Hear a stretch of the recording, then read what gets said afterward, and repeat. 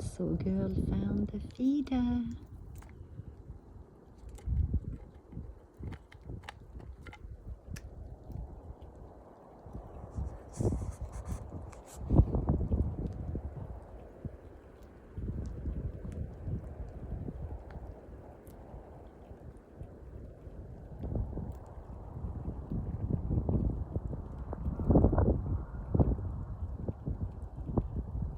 She's still nursing.